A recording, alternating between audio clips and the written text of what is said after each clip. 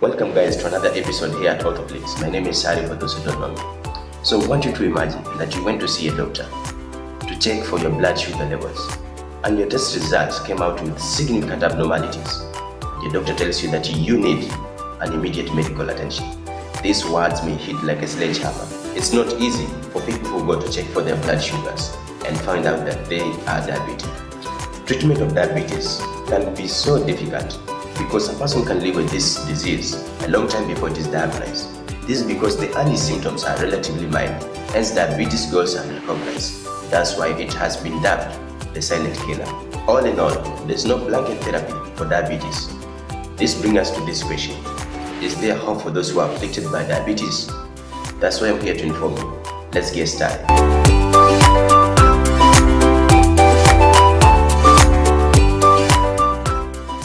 Diabetes is now becoming a disease of the young. The onset of diabetes is indeed dropping. Just imagine 15 years ago, medical students were told that this condition couldn't occur in people under the age of 40. But now, everybody falls into this category. Children as young as 10 years are diagnosed with diabetes every year. But why the increase of diabetes among the youth? Sometimes genetic predisposition may be involved, but weight and environment play a role. The number of obese children has doubled in the last 2 decades. But what accounts for this?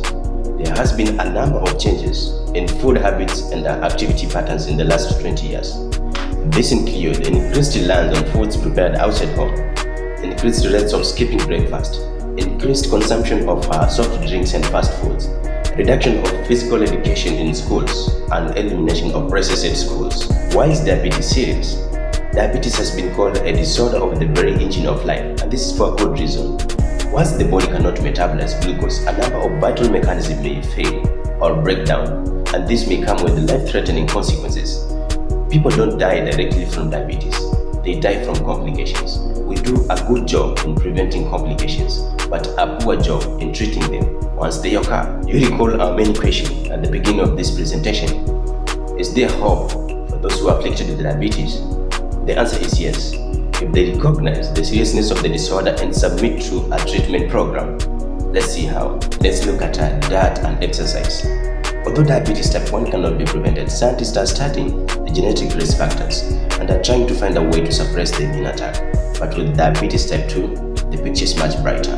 Many of those who might be genetically susceptible avoid showing signs and symptoms to this disease simply by eating a balanced diet and exercising regularly, thereby staying physically fit and maintaining their weight within normal limits. Underscoring the value of exercise, the Journal of American Medical Association reported on a large study involving women. So the study found out that a single bout of physical activity increases insulin-mediated glucose uptake by the body cells for more than 24 hours. Hence, the report concludes that both walking and vigorous activity are associated with substantial reduction in risk of type 2 diabetes in women.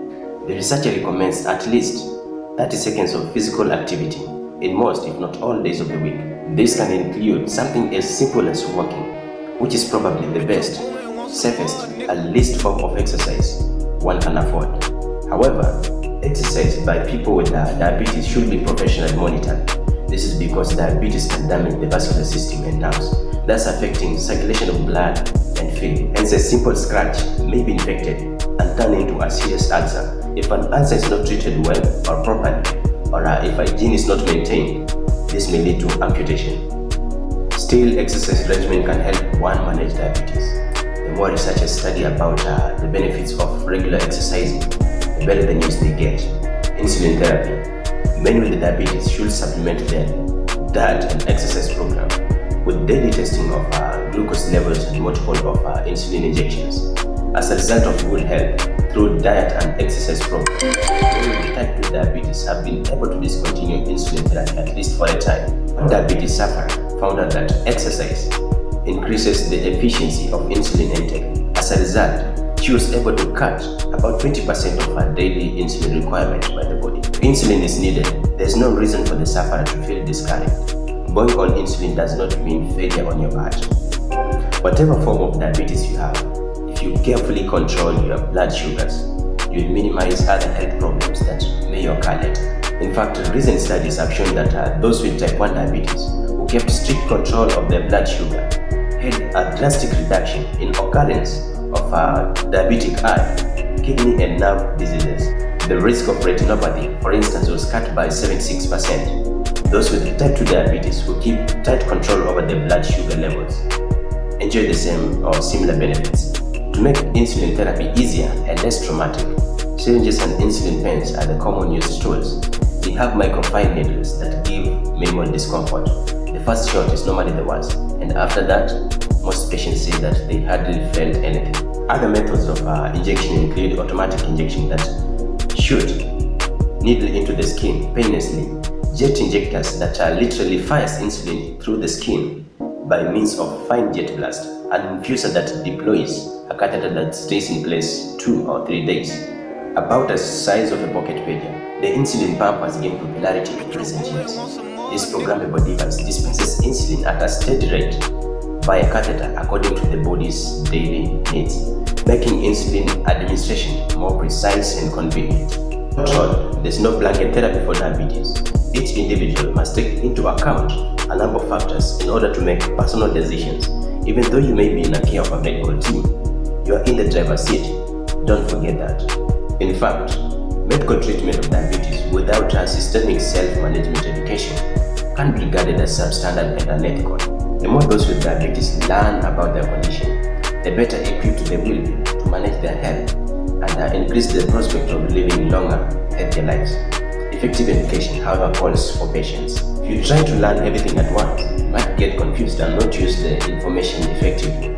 Besides, most of the most useful information you need isn't found in books or pamphlets. It has to do with how your blood sugar varies with changes in routine.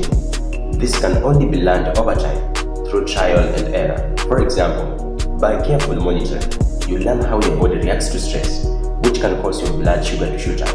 My advice to you is that listen to your body, listen to what it says. Finally, diabetes cannot be reversed. Therefore, it's wise to follow this advice from a young teenager sufferer who simply states, stay away from junk foods and stay fit. Thank you.